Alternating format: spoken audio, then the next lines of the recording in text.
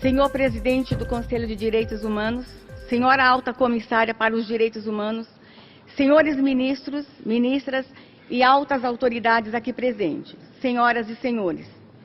Passados poucos dias do início do governo, em muita me honra a oportunidade de representar a pátria amada Brasil nesta 40ª sessão do Conselho de Direitos Humanos da ONU. Agradeço profundamente a confiança em mim depositada pelo presidente da República, Jair Bolsonaro. Quero assegurar a todos o compromisso inabalável do governo brasileiro com os mais altos padrões de direitos humanos, com a defesa da democracia e com o pleno funcionamento do Estado de Direito. Esse compromisso está consagrado na decisão do presidente Jair Bolsonaro de fortalecer o Ministério de Direitos Humanos na forma e estrutura de governo, agora denominado Ministério da Mulher, da Família e dos Direitos Humanos. A nova pasta tem competências ampliadas e estrutura unificada, o que permitirá desenvolver políticas públicas abrangentes em direitos humanos. Defenderemos tenazmente o pleno exercício por todos do direito à vida desde a concepção. E a segurança da pessoa, em linha com a Declaração Universal dos Direitos Humanos e o Pacto Internacional de Direitos Civis e Políticos, bem como, no âmbito regional, com o Pacto de São José da Costa Rica. Em todas nossas ações, a Constituição Federal do Brasil será nosso guia, nosso norte, nosso mapa. Como pode ser atestado pelo próprio nome da pasta que dirijo, políticas de proteção e defesa dos direitos da mulher terão um tratamento prioritário. Não pouparemos esforços no enfrentamento da discriminação e da violência contra as mulheres, sobretudo o feminicídio e o assédio sexual. É compromisso dessa ministra e do presidente Jair Bolsonaro fazer com que as políticas públicas sejam destinadas a todas as mulheres da nação brasileira. Vamos alcançar, portanto, mulheres muitas vezes invisíveis, que integram povos e comunidades tradicionais, como as mulheres indígenas, quilombolas, pescadoras artesanais, as quebradeiras de cocos, as ribeirinhas, as ciganas, entre outras. Destaco, a propósito, que existem, além dos povos indígenas, mais de 20 povos tradicionais no solo brasileiro. Da mesma forma, tomaremos as medidas ao nosso alcance para garantir o bem-estar e o melhor interesse de todas as crianças. Nada mais, em linha com as minhas prioridades pessoais e profissionais, do que a campanha de conscientização nacional que estamos lançando para a prevenção do suicídio e da automutilação de crianças, jovens e adolescentes. No contexto da proteção da família, nosso foco será o fortalecimento dos vínculos familiares.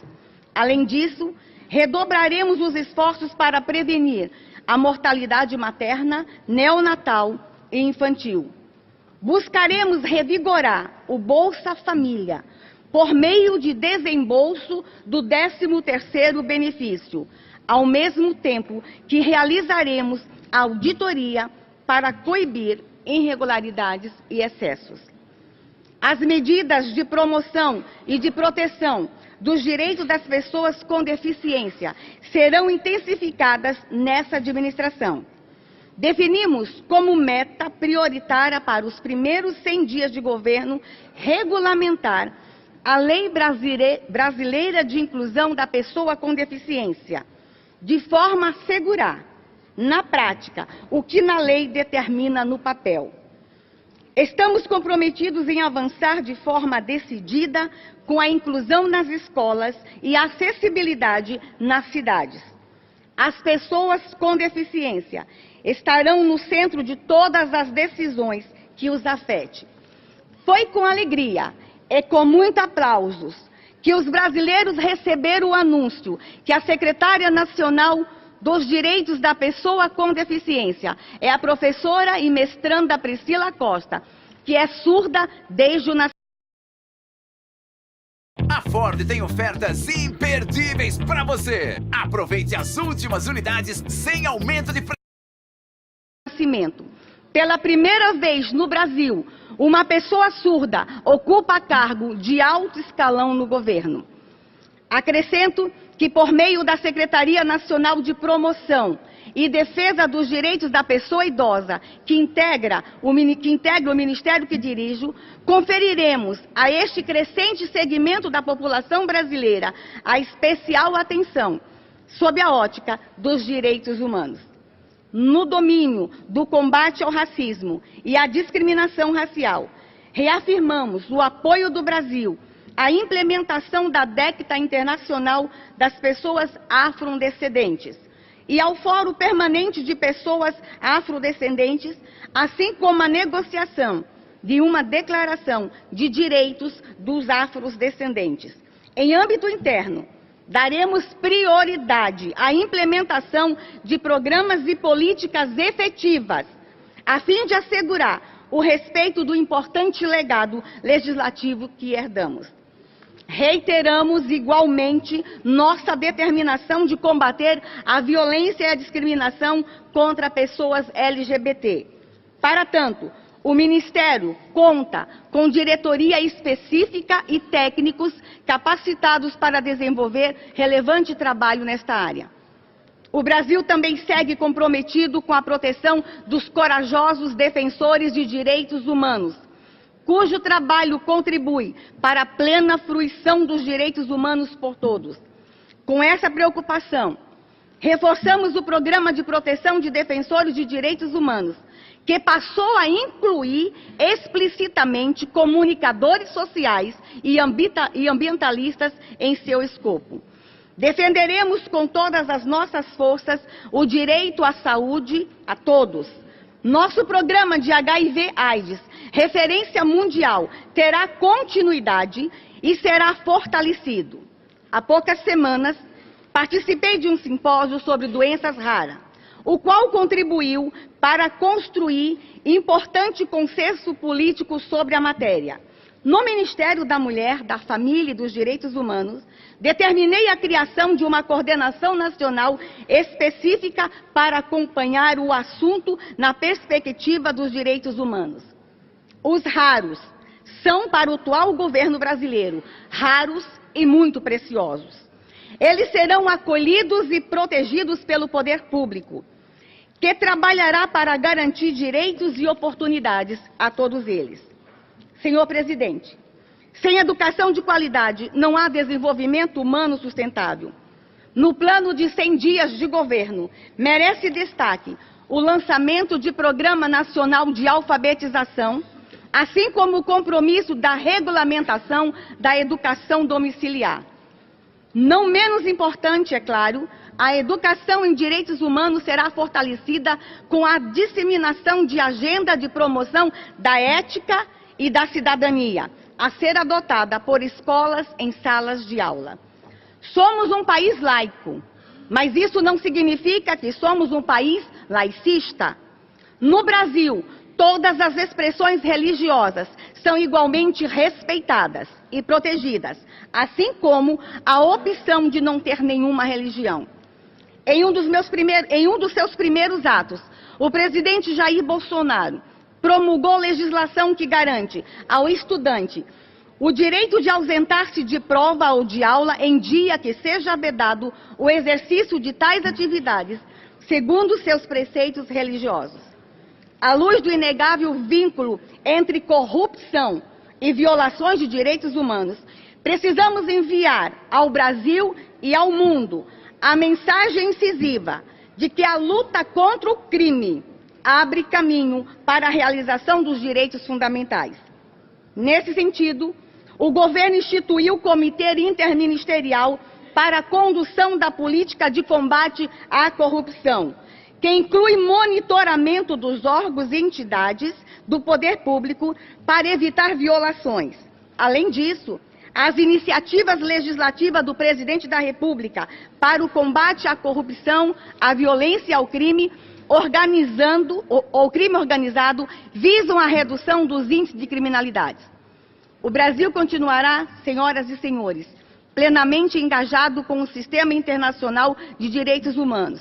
Aproveito a oportunidade para solicitar respeitosamente o apoio à candidatura brasileira a este Conselho nas eleições que ocorrerão em outubro vindouro. Podem contar com o concurso do Brasil neste augusto fórum. Reitero, ademais, o convite permanente do governo a todos os relatores especiais do Conselho de Direitos Humanos que queiram visitar o país. Sejam muito bem-vindos. Ainda no primeiro semestre deste ano, deveremos retomar o cronograma de visitas de procedimentos especiais suspensas no segundo semestre de 2018 por conta do processo eleitoral. Faço aqui o compromisso público de apresentar durante a minha gestão todos os relatórios do Brasil que estão pendentes nos órgãos de tratado, alguns dos quais em atraso por quase uma década. Queremos reafirmar a posição brasileira de que as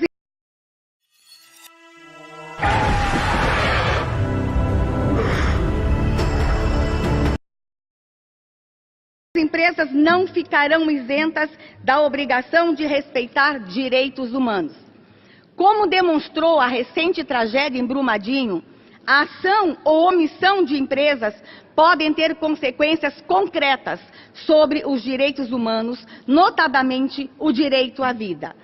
O governo Bolsonaro tem atuado para responder de forma firme a essa tragédia e evitar que novos desastres ocorram no futuro. O Ministério da Mulher, da Família e dos Direitos Humanos participa e continuará participando ativamente desse processo.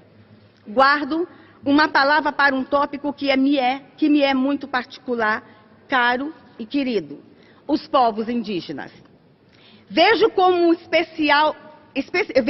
especialmente positiva a inclusão da Fundação Nacional do Índio, FUNAI, na estrutura do Ministério da Mulher, da Família e do Desenvolvimento Humano, dos Direitos Humanos.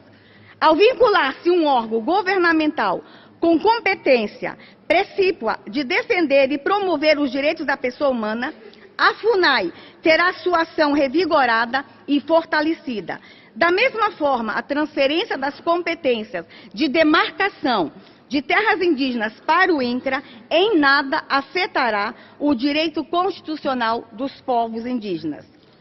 Nossos povos tradicionais receberão deste governo um olhar especial. Ainda nos primeiros 50 dias, inúmeras ações já foram realizadas nessa direção. Tenho a alegria de anunciar que a secretária nacional de Políticas de Promoção da Igualdade Racial é uma indígena da etnia terena. Falo da defensora dos direitos humanos e agora secretária nacional, a senhora Sandra Terena. No Brasil de hoje, o vice-presidente da República, general Mourão, é indígena. O atual presidente da Fundação Nacional do Índio, a FUNAI, Franklin Berg Freitas, é indígena. E esta ministra da Mulher, da Família e dos Direitos Humanos, há mais de 2 décadas, milita em defesa das mulheres e crianças indígenas. E é também mãe sócia afetiva de uma jovem indígena da etnia Camaiurá. Me permitam, a mais linda indígena do mundo, minha filha, Caiu Titi Lulu Camaiurá. Nesse quadro, renovo o compromisso do governo brasileiro com a proteção plena dos direitos dos povos indígenas, principalmente dos povos de primeiro contato. Portanto, saibam que o compromisso deste governo é com a proteção de todos os povos indígenas. Ao concluir, não poderia deixar de expressar a preocupação do governo brasileiro com as persistentes e sérias violações de direitos humanos cometidos pelo regime ilegítimo, repito, regime ilegítimo do ditador Nicolás Maduro. O Brasil uniu seus esforços do presidente encarregado Juan Guaidó, não para intervir, mas para prover imediata ajuda humanitária ao povo venezuelano. O Brasil apela à comunidade internacional a somar-se aos esforços de libertação da Venezuela, reconhecendo o governo legítimo de Guaidó e exigindo o fim da violência das forças do regime contra sua própria população. Agradeço, senhor presidente, primeiro na língua indígena tupi, dizendo Quecatu Reté, e agradeço também na língua brasileira de sinais, dizendo obrigado.